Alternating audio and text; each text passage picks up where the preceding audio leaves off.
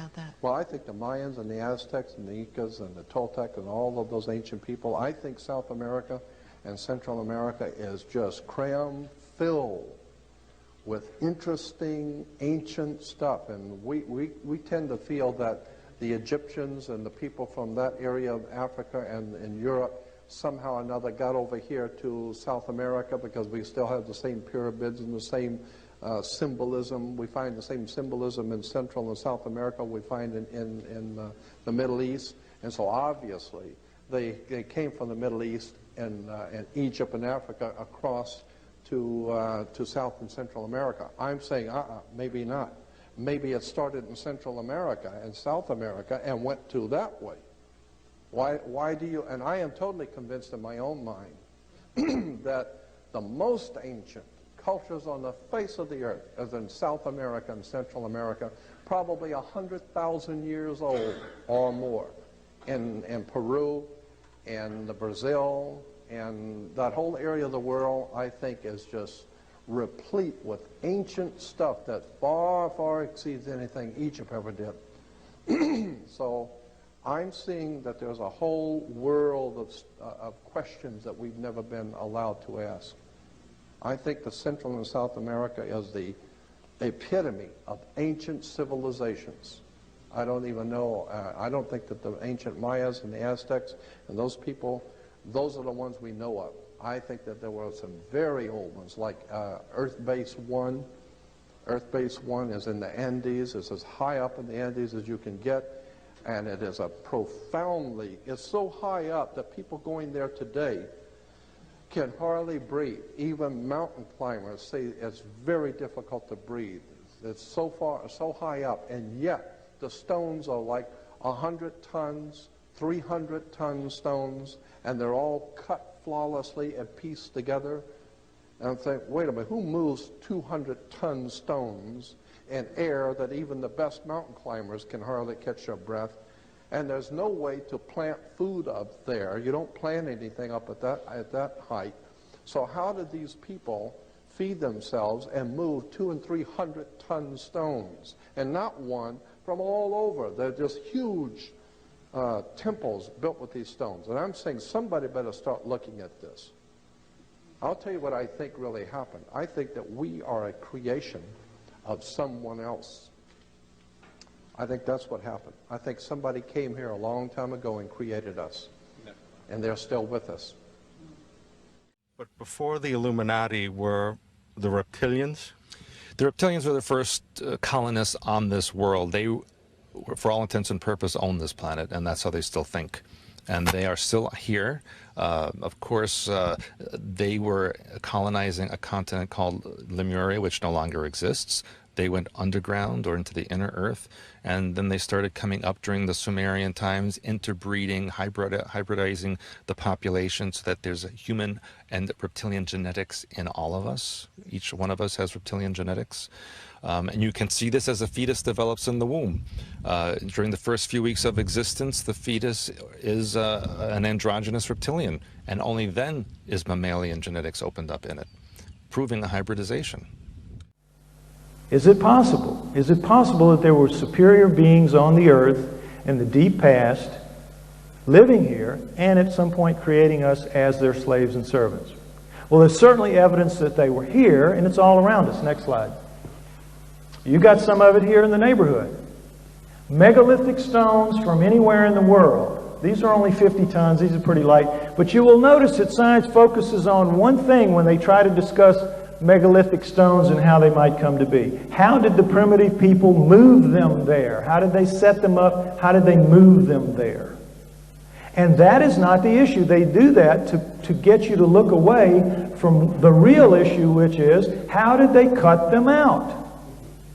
How did they cut them out? Not how did they... Moving them's hard enough, but cutting them out is impossible. Because why? We can't do it today. Next slide. This is the classic. This is an ancient 1,170, what you were just looking at was 50, 1,170 ton obelisk lies unfinished at the Aswan Quarry. A crack rendered the stone unusable. Now, this thing's about, what, 130 feet long, about 40, 50 feet wide, whatever.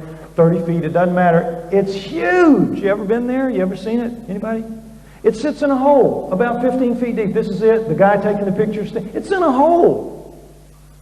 It's got just those little edges where they worked it, but they've got it pretty much done. They're working on the spire here. This is the mark of a machine. Now what they say is that this is of course done with stone. That Stonehenge was done with stone. Everything was cut with stone. This is pink granite.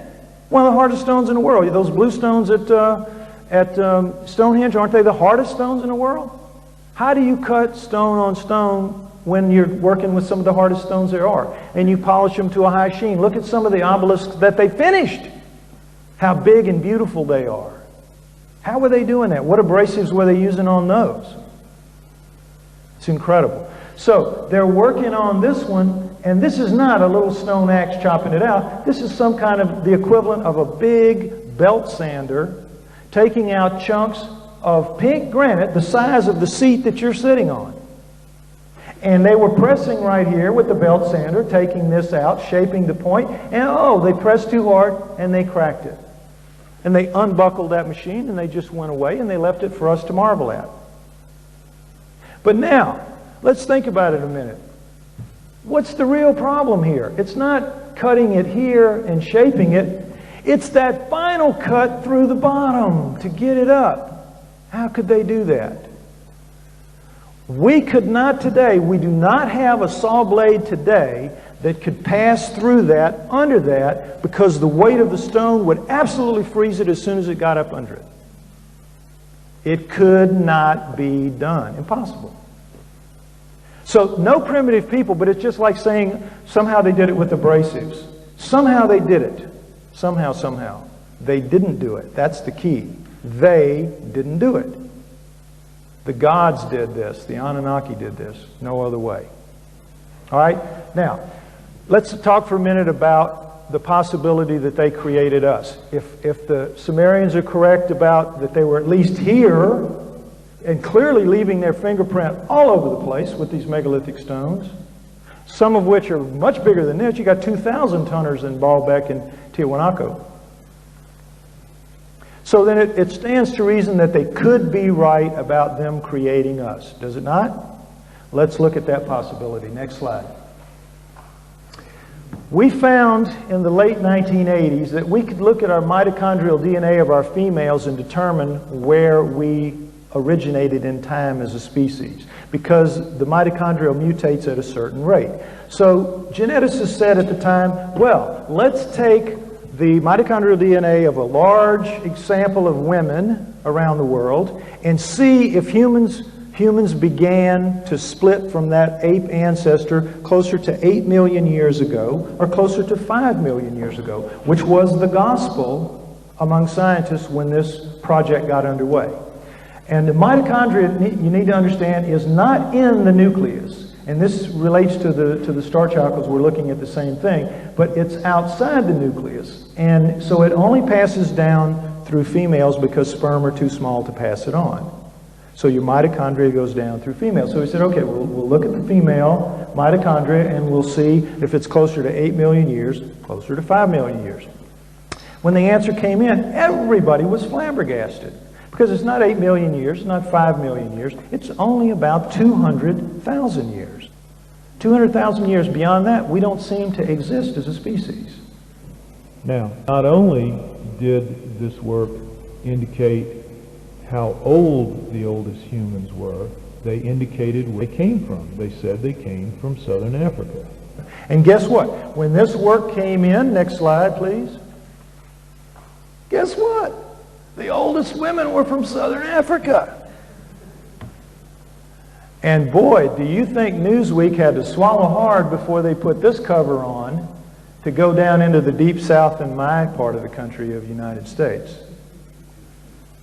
To say Adam and Eve were black, are you kidding me? In the south? So they made them look as white as they possibly could, which of course annoyed the heck out of the blacks. So in trying to have it both ways, Newsweek caught it coming and going, but they told the truth because it's clear. The oldest female humans come from southern Africa, just where the Sumerians claim we started. Pretty odd coincidence, isn't it?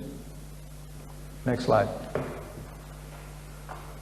Okay, now what are the odds again of us being created? Well, something certainly happened here. The cerebral cortex is the deeply convoluted surface region of the brain that is most strongly linked to intelligence. It's that staining on the outside. You peel that off of a rat, it'll cover a postage stamp. Peel it off a monkey, it'll cover a postcard. Peel it off a chimpanzee, a sheet of typing paper. Peel it off of us, 4 sheets of typing paper. Something clearly happened here. This is not a transition of any kind. This is a transformation. More than that, we only use maybe a half sheet, maybe a sheet of what we have. These guys use all theirs, but we're different. We have a completely different wiring system. And we only use a part of it. Now, you get a lot of argument about this now because nobody wants to really deal with this from the scientific end of things. But the truth of it is, there's been enough research done on savants. Used to be called idiot savants. They're called savants now. You all remember Dustin Hoffman and Rain Man. There are over 100 of those folks. And each of them, in the damage to their good part, whether that's 10% or 20% or whatever it is, the damage to the good part, they get a ray of light, like this beam here, into some other part of the shut-off part in our brains. Why? Because the Anunnaki would not have made their slave and their servant be anywhere near as smart as them. But they had to give us their bodies. We shall make the Adamu in our own image after our own likeness. They had to give us their bodies, including their brains. But they had to do something to shut it off so we would not be as smart as them. So they gave us only partial use, just enough to be smart enough so that they could tell us what they wanted us to do and depend on us to go off and do it, like good slaves and servants. But never to be smart enough to challenge them. And we know that, and we know their brains are in our heads and that their brains are super powerful relative to ours, because in savants they get these incredible abilities in math, in music, in art, in sculpture. Abilities that are so far beyond our normal geniuses, it's not even funny. They are called gods, but they were humanoid beings of a rather reptilian type. The texts of Eden that I translated depict clearly and quite frequently the reptilian features of the gods. I personally estimate that the gods arrived approximately 300,000 years ago. And this derives from the fact that Homo sapiens arrived shortly after. I say this because throughout the text, genetics and the transformation of the human being are recurrent themes. The 2 particles that compose the word Eden are E, which means home, and Din, or Tin, which is life. But indeed, they are not alone. Humans are already on Earth. Who are these human beings? All right, so you have an actual archaeologist who just happens to be French, telling you in no uncertain terms that, you know, the reptilians, aka the Anunnaki, are legit. They're legit. They come here first. Now here's my understanding as I know it. Humans naturally evolved on this planet through adaptation and mutation, which is documented. You know, this Darwinian idea of evolution is bullshit. But adaptation and mutation, no, that's legit. So, but for whatever reason, we had human beings here. All right. Now, the reptilians come, aka the Anunnaki. They come, and the reptilians come claiming to be Anunnaki, claiming to be the gods, claiming to be humanity's savior. But in fact, we find out that the Garden of Eden is not a paradise. The Garden of Eden is in fact a slave camp for the reptilians to enslave humankind, to be used for various things, including food, I might add. All right, so there's one misconception that has been dealt with right there, because everybody, you know, the biblical account says, oh, it was a paradise, and Adam and Eve were there, and God was with them, and then this evil snake come along, and, you know, According to the ancient Sumerian writings, the Garden of Eden was a slave camp run by the reptilians